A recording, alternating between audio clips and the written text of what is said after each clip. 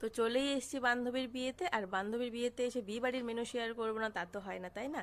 তো অনেক ঠেলাঠেলির পর আমরা বসেও পড়েছি খেতে, আর এখানে দেখো চলে এসেছে গরম গরম ফিশ ফ্রাই আর সাথে কাসুন্দি। তো প্রথমে একটা বাইট নিয়ে দেখলাম, ফিশ ফ্রাইটা জাস্ট ওয়াও হয়েছিল।